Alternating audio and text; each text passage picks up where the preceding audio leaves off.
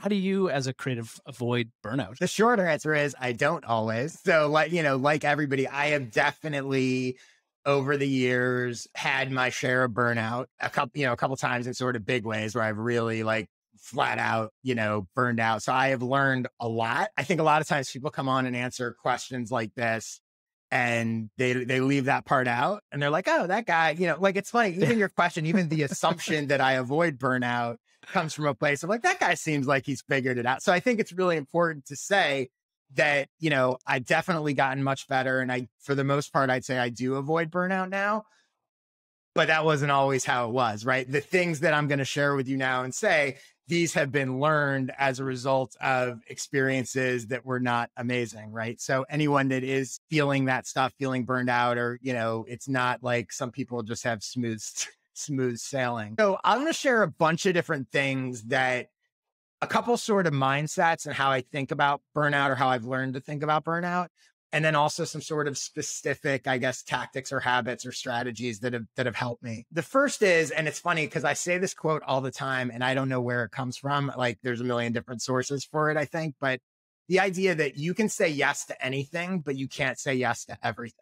Mm-hmm. And that is a really important concept. Same thing, you can do anything, but you can't do everything. And I think especially for solopreneur, entrepreneur types who they have, they pursued this path because it gives them a lot of freedom to work on what they want to work on.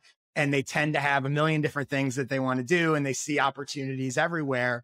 And I used to take on way too much. I used to be like, oh, I could do this and this could work and I'm going to do this. And I think starting with this truism or this mindset of like, okay, I can do anything I want, but I can't do everything I want. Mm-hmm. And everything that I choose to take on is a choice. At least keep some consciousness, because before, and what I think a lot of people do is they're just looking at things in a vacuum. Like, could I do this? Should I do this? Yeah, great. But they're ignoring all the other stuff that they've already said yes to. And then they wake up one day and you have a million things on your plate and you're burned out and it's too much. And how does burnout manifest for you? How do you know when you either are burned out or it's potentially coming? So I would say I used to have no idea, basically. And I would, it's so obvious in retrospect, but I've had jobs that even when I was working full-time jobs and before I was working for myself, that were like massively stressful jobs. And I would literally have conversations and go like, I have no stress in my life. I don't know why, like, this is really easy. And I look back on it now and I'm like, wow, like that was, you want to talk about like lack of self-awareness. Like that was crazy, right? Right. Now I'm able to sort of see and feel like, okay, I feel like I'm starting to take on too much. I'm feeling a little crammed. If I'm looking at like my schedule for a day or a week and I'm going like, I don't want to be this busy. Like I need some space or I need some whatever. So I'm able to start to, like anything, right? You start to get a feel for kind of what is too much. And I think one of the things that happens now when I start to feel that is I go into like what I go into no mode, right? When I start to feel like my calendar's too busy, there's too much stuff going on, everything sort of becomes a quick no. So stuff that I otherwise might do, or I'm just like, all right, I got to shut it down. Like things that, like, okay, I'm not going to record a podcast next week, or I'm going to, whatever it is. Obviously there's some things you have to do, but I kind of transition into that for a little while. How can I start saying no to stuff to kind of bring some of that back down? It's definitely more art than science, right? You kind of go by feel, but I've learned to sort of feel when one of those signs is definitely like feeling like there's just too much on my plate, and feeling like I feel this less now than I used to, but feeling like I'm being pulled in a million different directions, especially working as like a consultant, like, oh, there's lots of people. Look, I have a podcast about people coming on asking me questions, right? But when I get to feel like, oh, there's 20 different people asking me for things all the time, and they're not all work related, right? It might be, my parents asking me to help them with their computer problem, or, the accountant needs my tax info or whatever. Like there comes that point where you're like, there's too many people pulling on me and I need to try to step back and sort of like I said, go into no mode. Speaking of no mode, I think it's really the most helpful skill you can have for dealing with and avoiding burnout is learning how to say no and getting better at saying. I'll add a link in the show notes. I've actually written a blog post that literally includes like templates to cut and paste and turn down things, right? So if people invited me to go on their podcast or interviews, or can I pick your brain, or can I buy you coffee? If you create some templates, it just makes it much easier to say no. And I think in general, looking for ways to make it easier for you to say no, which is never easy, but is helpful. I went You're through a more period likely of to time. say no. I went through a period of time where I was terrible at saying no. It's really hard. I was a yes for everything, and it took time, and eventually I learned that saying no to one thing is saying yes to something else. Yep. And you create that space, and you're giving yourself a gift. Yeah. And by the way, that also it applies to like, again, as a consultant, that applies to clients too, right? Totally. Learning that you don't have to say yes to every opportunity that comes your way, and saying yes to a potential client that is just okay. You have to realize that may be preventing you from being able to say yes to a client that would be amazing. Mm-hmm. Right. So every yes has a cost to it. But if you're a new paid creative and you're just starting out, or you're consulting, or mm-hmm. and you need to build your book, you need to build your client list, you need to get out there. How do you know when it's time to start saying no versus kind of taking on a few of the things that you might not necessarily love, but you kind of need to do it to kind of get going? Yeah, it definitely evolves, right? As you go, and as you're, the amount of opportunities you have coming your way, and financially and all of that sort. And also you learn what you want to do and what you don't want to do. Mm. Early on, exactly. Like everyone else, it's like, oh, if they're going to pay me to do that and I can do that, why won't I do that? Right. And then you take on a few clients that you're running Facebook ads for, and you're like, I don't want to do this. or you leave your job and you're like, I got to keep the lights on, Right. Right. And so it's like, once I realized and one thing that I would do that I do fairly regularly, at least on a yearly basis and sometimes more, is I look at all the people I've worked with and all the work I've done and sort of go, of this, what did I really like doing? And what did I least like? So if I looked at that, and I'll use the Facebook ads as an example, and I was like, the Facebook ad clients were fine. They were happy. It worked. But I'd rather help people with their newsletters than do Facebook ads for them. So I then sort of phase out of that and go like, you know what? I don't want every Facebook ad client I was taking on with one less newsletter client I could take on hypothetically or whatever. So I think analyzing what's the stuff you most enjoy doing? What's the stuff you least enjoy doing? And then trying to optimize for that at least helps you get a mindset of this is where I'm going, as opposed to just, I say yes to everything. I think it's important to really take a step back and look at what you're enjoying or not. A couple other things that I've done that have been helpful. One, and again, I can't remember where I first heard this, but it's a really good policy, not easy to stick with, but a good policy that when I start something new, I stop something old.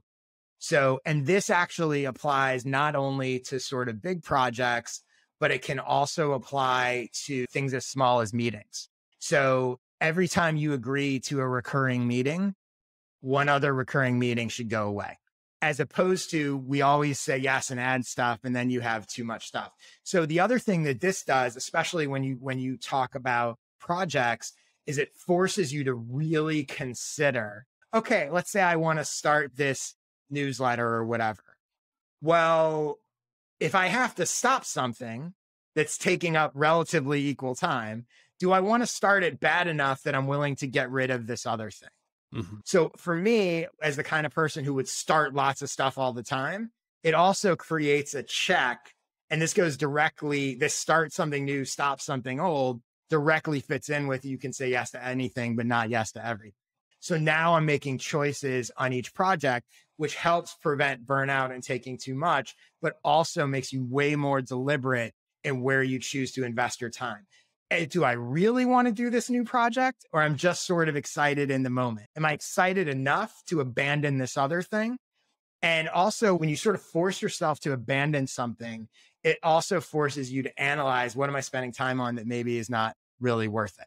If I say, okay, I'm going to add this new weekly meeting, and I'm like, well, I got to find a weekly meeting or something that I'm spending an hour a week on to get rid of. It forces a really interesting process of like, where am I spending my time?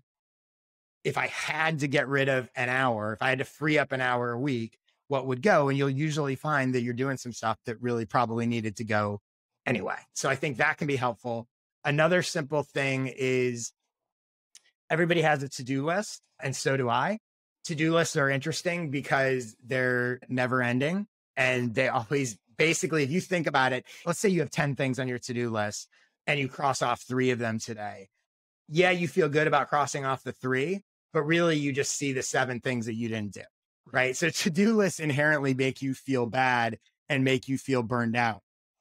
So one of the things that I'll do a lot of times, especially when I'm starting to feel burned out or whatever, is I'll look at my to-do list and I'll go like, what are the 2 or 3, usually it's 3 or less, but it could be, I guess, up to 5, depending what they are. What are the 3 things that if I just do these 3 things today and nothing else, it will be enough, quote unquote, enough for it to have been a productive, good day. And I call it an enough list. And I will go literally set up a separate list and go, these are the 3 things I'm doing today. And if I get those 3 things done, even if I do nothing else, great day, right? And those 3 things are the ones that are going to be the most impactful, the most important. I can do more and I will do more, but now I'm staring at a list of 3 versus a list of 10 with 7 things that I didn't do. Way less anxiety inducing. Yeah, way less anxiety inducing. And again, the realization that no one is going to get everything on their to-do list done every day. You're just not. And what really matters is like, to be honest, if you get your 3 most important things done in a day, if you really did that every day, you would be incredibly productive. Yeah. Like massively productive. And then one last thing is, well, 2 last things. So one is there's a bunch of sort of core life habits I have. Like I stretch in the morning, I walk for 30 minutes. Now we have a newborn, so sleep is not quite, quite as you walk constant around their room at 2 a.m. as it once was, but it still steps. It still steps. Right. No notifications on my phone. Don't look at my phone the first 30 minutes or last 30 minutes of the day. No phone in my bedroom. I don't feel pressure to reply to emails right away. I'll get to them when I get to them. So little things like that help control the inputs. I think when people like allow anything to hit them at any point, that can be difficult. And then the last thing I would say, and this was a lesson, I used to work for the Academy of Motion Pictures and the Oscars, and I oversaw digital media and marketing for them. And I worked on 9 Oscar shows, which, as you can imagine, were plenty stressful, especially as you got down the stretch run. But one of the things, so the first few years, I would feel really super stressed out, really burned out, all of that. And it would grow as you got closer to show day, et cetera. But what I realized was that while there was a general energy and stressfulness that would rise that final week leading into the show, most of my work, aside from show day, most of my work was kind of done by that point. So like we had already prepared and done deals, and we knew what we were doing. And so what was interesting is for most of the people that I worked with, those last few days was majorly like stress inducing because it was getting busier and busier and you're on site and all that stuff. But it took me actually a few years to realize, but that's actually their stress. Like my most stressful time, aside from show day, is actually a few weeks before trying to get everything planned and in place. And when I realized that, and I think this is applicable to lots of people, that you want to be careful that you're not just absorbing the stress of the environment and other people's stuff. Once I realized like, yeah, everyone else is freaking out because this is crunch time for them, but that's not actually my reality. So why am I feeling this like increasing? Like I'm in good shape. Like my busiest time was a couple of weeks ago, and show day will be show day. But I think that's true in a lot of environments, and not just work environments, but also family environments, friends, coworkers, whatever. It's very easy to absorb other people's stuff. And to the extent that you can take a step back and go, well, wait a minute, like, am I really that stressed out, or am I just in a stressful environment? Yeah, makes sense. Love that. Cool.